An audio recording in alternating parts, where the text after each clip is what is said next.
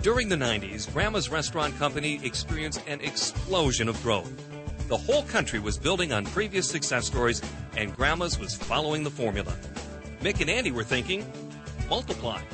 And in 1992, they purchased two Mr. Steak restaurants. The one near Hermantown, Minnesota, was quickly converted into a Grandma's Saloon and Grill. The same painstaking attention was paid to decorating, food quality, staff enthusiasm, and bonding. Except all stuffed in a real teeny-weeny little yellow box. This restaurant was immediately popular and profitable.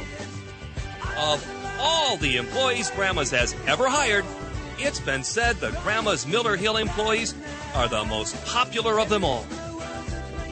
The other Mr. Steak in Virginia, Minnesota took a little more finessing before becoming a full-fledged Grandma's Saloon and Grill. The boys didn't want to give any of the old staff and clientele too much change. But once it was finally converted, the staff never looked back. And to this very day, it remains a rock star, providing consistent high standards and performance. Of all the employees Grandma's has ever hired, it's been said that the employees of Grandma's Virginia have always been the most service-oriented of them all. Go West, Young Men was knocking on the hearts and wallets of Mick and Andy in 1993. Riding the expansion bubble, they purchased a bank in Fargo, North Dakota, to become the next Grandma's Saloon and Grill. Of course, all the right steps were taken to hire great people, diligently train them, and make this building and staff 100% Grandma's.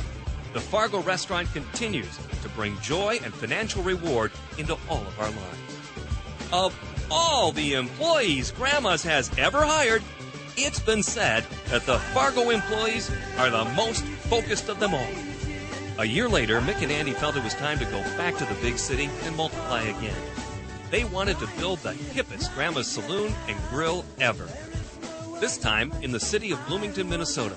And the building was the old Rusty Scupper on the up-and-coming I-494 strip.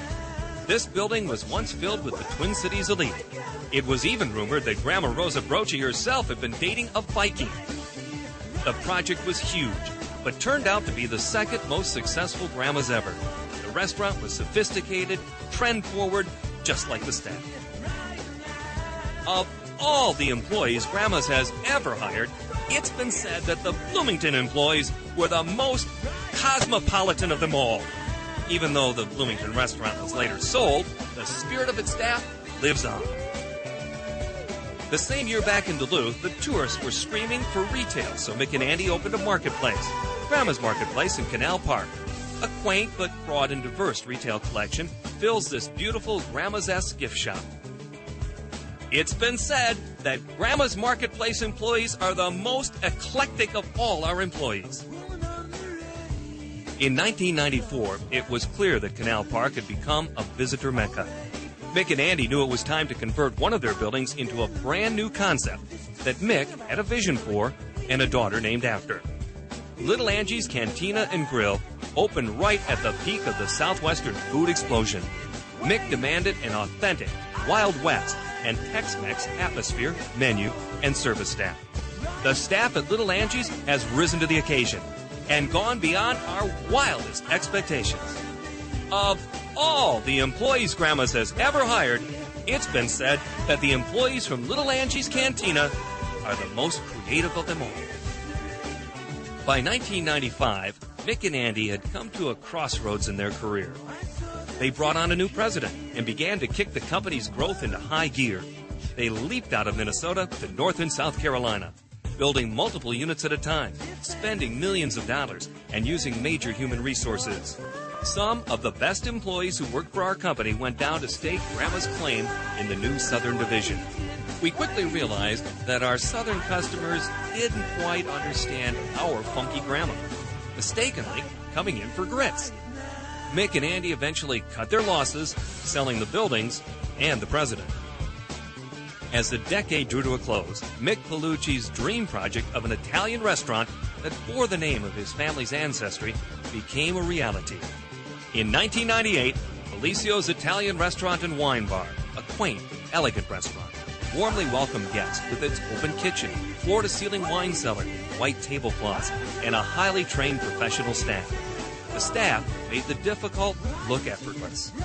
Of all the employees Grandma's has ever hired, the Felicio's employees are often considered the most intelligent of them all.